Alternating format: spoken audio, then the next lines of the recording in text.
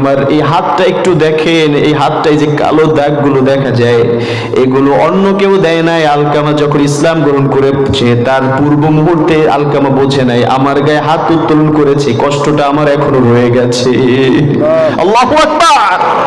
মায়ের হাতের ভিতরে চিহ্ন, আঘাতের চিহ্ন, এই চিহ্ন দেখার পরে আমার রাসূল বুঝতে বাকি রইল না যে আলকামা কেন কালিমা পড়তে পারে না। আমার নবী বললেন, মা হয়ে আপনি কিভাবে সন্তানকে মাফ না করে থাকতে পারেন? আপনার সন্তান এরকম কষ্ট পাচ্ছে, আপনার সন্তানটাকে ক্ষমা করে দেন। এমনকি আলকামা রাদিয়াল্লাহু তাআলা আনহু, উনি হচ্ছে একজন জলিল কদর সাহাবা, মানে সাহাবীদের ভিতরে শ্রেষ্ঠ যে সাহাবীরা আছে তাদের মধ্যে অন্যতম আলকামা রাদিয়াল্লাহু তাআলা আনহু একবার অসুস্থ হয়ে পড়লেন। অসুস্থ শরীরে যখন মৃত্যু শয্যায় পড়ে গেলেন, তখন আলকামার স্ত্রী গিয়ে আল্লাহর রাসূলের কাছে খবর পাঠিয়ে বললেন, ইয়া রাসূলুল্লাহ, আলকামা মৃত্যু যন্ত্রণায় কাতরাচ্ছে, আপনি মেহেরবানি করে কাউকে পাঠান আলকামাকে কালিমা পড়ানোর জন্য। আলকামাকে কালিমার তালকিন দিতে হবে, একজন পাঠান। আল্লাহর রাসূল চোখের পানি ছেড়ে দিয়ে বললেন, ও সাহাবীরা, বেলাল কোথায় আছো? বেলাল, তাড়াতাড়ি যাও, ইজহাব ইলাইহি, আলকামার কাছে চলে যাও, সেখানে গিয়ে তাকে কালিমার তালকিন করাও। কালিমার তালকিন সাহাবীরা ঠিকই দিচ্ছিলেন, পাশে বসে জোরে জোরে কালিমা পড়ছিলেন, কিন্তু কোনোভাবেই তার মুখ থেকে কালিমা বের হচ্ছিল না। আল্লাহু আকবার। আবার রাসূলের কাছে এসে সাহাবীরা কম্পেল করলেন, ইয়া রাসূলুল্লাহ, আমরা তো গিয়েছিলাম, সেখানে গিয়ে তাকে কালিমা পড়ানোর চেষ্টা করলাম, শত চেষ্টার পরেও তার মুখ থেকে কালিমা বের হয় নাই। আল্লাহু আকবার। যখন বের হলো না, ওই অবস্থাতে আমার রাসূল বললেন, এটার কারণ কি হতে পারে, চলো আমি যাব। আমার রাসূল গেলেন, গিয়ে বললেন, আলকামার আত্মীয় স্বজন এখানে কে আছে? বাবা মা কোথায়? আলকামার মা আলকামার সাথে থাকেন না। তার মাকে জিজ্ঞেস করলেন, আপনি কেন আলকামার সাথে থাকেন না? আলকামার মা বলল, হুজুর, আলকামা ভালো ছেলে, নামাজ পড়ে, রোজা পালন করে, যাকাত আদায় করে, সব কিছু করে, কিন্তু আমি আলকামার সাথে থাকি না। আপনি আমার এই হাতটা একটু দেখেন, এই হাতটায় যে কালো দাগগুলো দেখা যায়, এগুলো অন্য কেউ দেয় নাই। আলকামা যখন ইসলাম গ্রহণ করেছে তার পূর্ব মুহূর্তে আলকামা বোঝে নাই আমার গায়ে হাত উত্তোলন করেছে, কষ্টটা আমার এখনো রয়ে গেছে। আল্লাহু আকবার। মায়ের হাতের ভিতরে চিহ্ন, আঘাতের চিহ্ন, এই চিহ্ন দেখার পরে আমার রাসূল বুঝতে বাকি রইল না যে আলকামা কেন কালিমা পড়তে পারে না। আমার নবী বললেন, মা হয়ে আপনি কিভাবে সন্তানকে মাফ না করে থাকতে পারেন? আপনার সন্তান এরকম কষ্ট পাচ্ছে, আপনার সন্তানটাকে ক্ষমা করে দেন। আলকামার মা বলল যে, না হুজুর, না, আমি আমার সন্তানকে ক্ষমা করব না, আমার কলিজা ডাক কেটে গেছে, আমার সন্তানকে ক্ষমা করতে পারবো না। ওই অবস্থাতে আলকামার মায়ের কথা শুনে আমার রাসূল একটু কৌশল করে রাসূলুল্লাহ বললেন, সাহাবীরা আর দেরি করো না, জ্বালানির যত ভালো কাঠ রয়েছে কাঠগুলো এক করো, এখন এই জ্বালানি কাঠের ভিতরে আলকামাকে জীবিত অবস্থায় ছেড়ে দিব। আল্লাহু আকবার। জীবিত অবস্থায় ছেড়ে দিব। আলকামার মায়ের কথা শোনার পরে আল্লাহর রাসূল যখন এই ডিসিশন নিলেন, ওই অবস্থাতে আলকামার মা তাকিয়ে তাকিয়ে দেখছিলেন, কোনো কথা বলছিলেন না, আড়াল থেকে দেখতেছেন।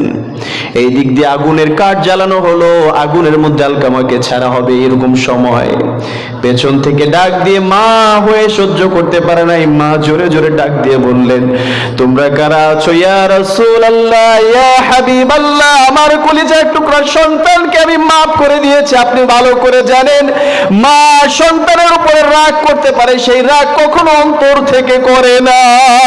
সুবহানাল্লাহ। আমার আলকামাকে আমি মাফ করে দিয়েছি, ক্ষমা করে দিয়েছি, আপনি আমার আলকামাকে ছেড়ে দেন। সাথে সাথে আলকামার মুখ থেকে ফেরেশতারা এসে কালিমা উড়িয়ে দিল।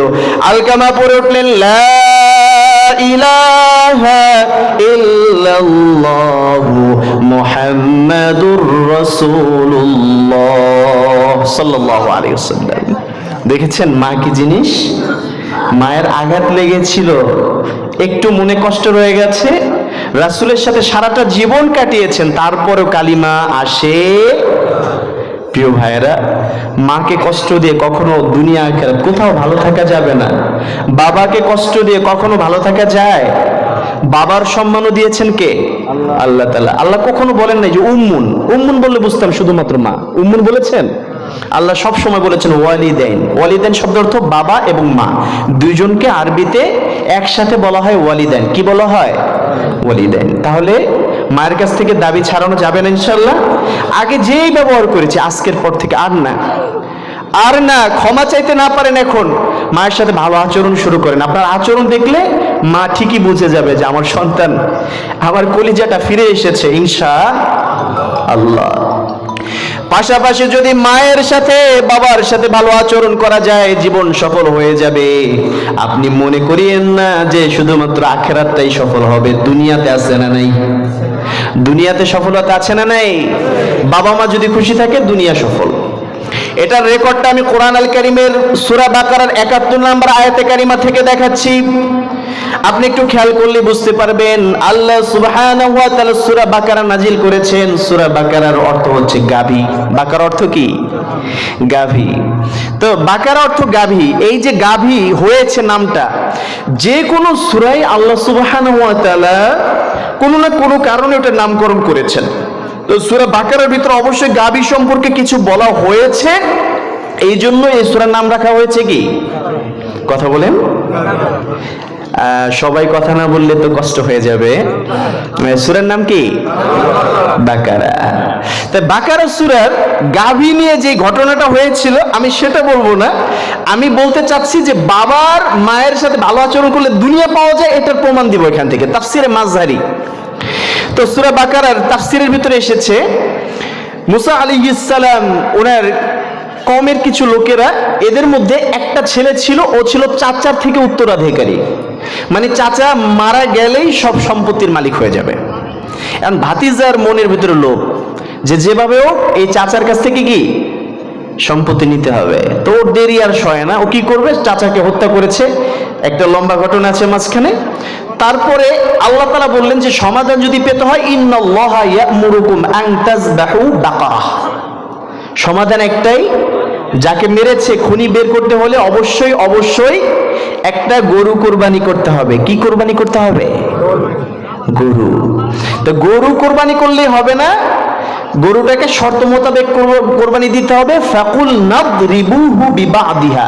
এরপর ওই গরুর, মৃত গরুর মানে কোরবানি করা গরুর একটা গোশতের অংশ দিয়ে, গোশতের টুকরা দিয়ে যখন মৃত ব্যক্তিকে আঘাত করা হবে, ওই মৃত ব্যক্তি উঠে বলে দিবে তাকে কে হত্যা করেছে। সুবহানাল্লাহ বলবেন না?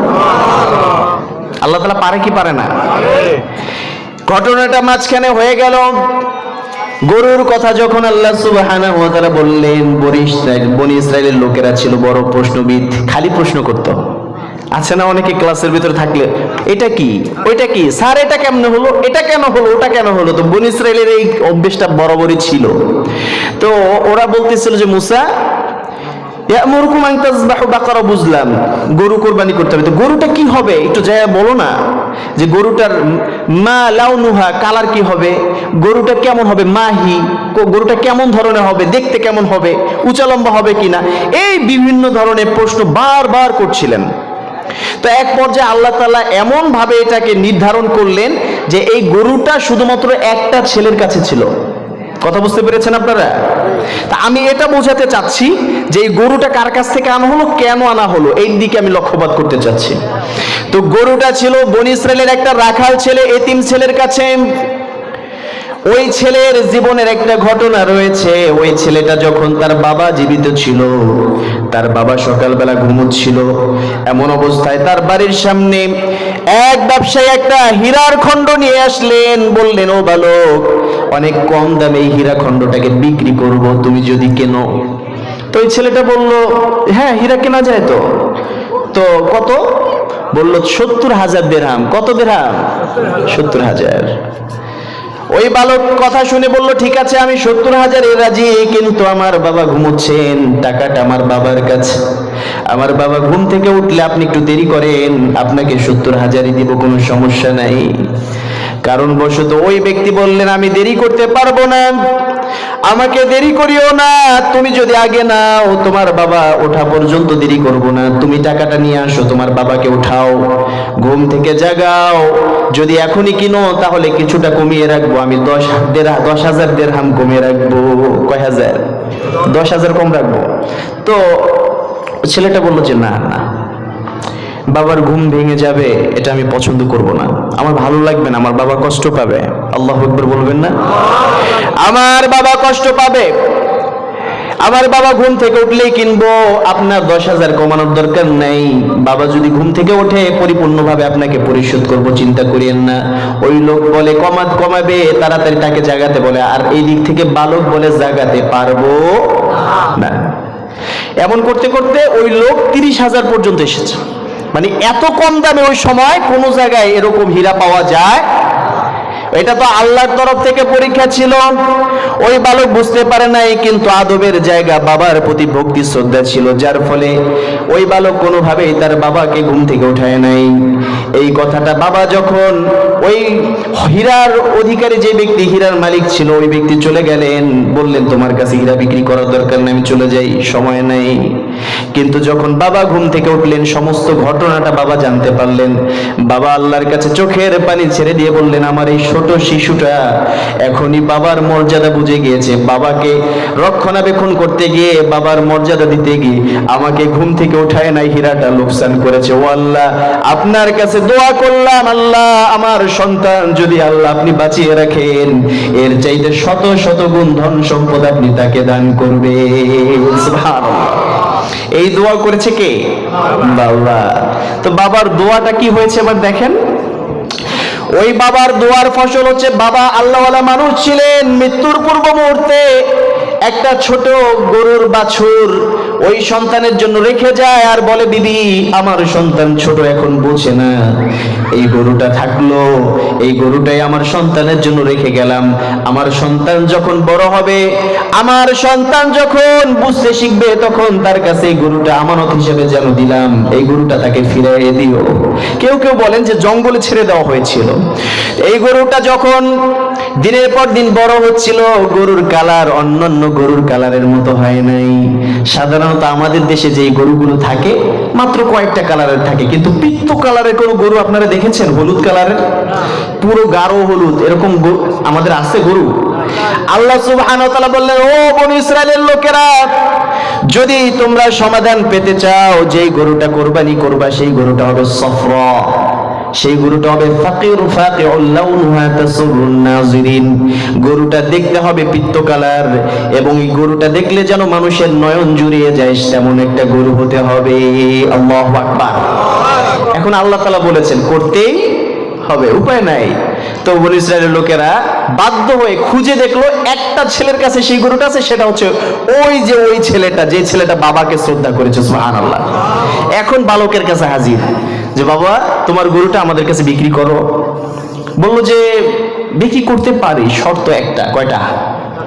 শর্ত একটা, আমার গরুটা যদি আপনারা নিতে চান, গরুর গায়ে যেই চামড়াটা রয়েছে, চামড়াটা খুশিয়ে চামড়ার মধ্যে যত স্বর্ণ মুদ্রা যা কিছু আটে, যত কিছু ধরে, সব কিছুর বিনিময়ে গরুটা নিতে হবে, না হলে কম দামে দিব না।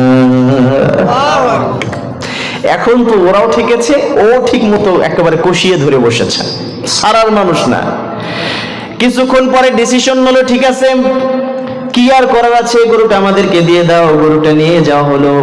ওই সন্তান এক মুহূর্ত পূর্বে ছিল ফকির, একজন সাধারণ ইয়াতিম ছেলে, কিন্তু এখন ধন সম্পদের মালিক। ওই যে হীরার জন্য আল্লাহ তাআলার কাছে তার বাবা দোয়া করেছিল, ওই দোয়াটা এখন কবুল হয়েছে কি হয় নাই? সুবহানাল্লাহ। বাড়ি যায়। তার মানে হচ্ছে বাবার দোয়ার কারণে, বাবা একবার দোয়া করেছেন, জীবনটাকে ধন্য করে দিয়েছেন কে? তাহলে বাবা মার দোয়া কাজে লাগে না? পক্ষে ছিল, ধন্য হয়ে গেছে। আর যে দুনিয়াতে ধন্য হয়েছে সে আখিরাতে ধন্য হবে, এটা নিঃসন্দেহে। আবার বিপক্ষে মা একটুখানি কষ্ট পেয়েছেন, মুক্তি পেয়েছিল? কথা বোঝা যায় ইনশাআল্লাহ? ওয়াজ কঠিন লাগতেছে না তো ইনশাআল্লাহ? আচ্ছা, তাহলে মানব অধিকারের প্রথম অধিকারটা ছিল হচ্ছে বাবা মা। প্রথম অধিকার কি? বাবা মা। তো দ্বিতীয় অধিকার যাদের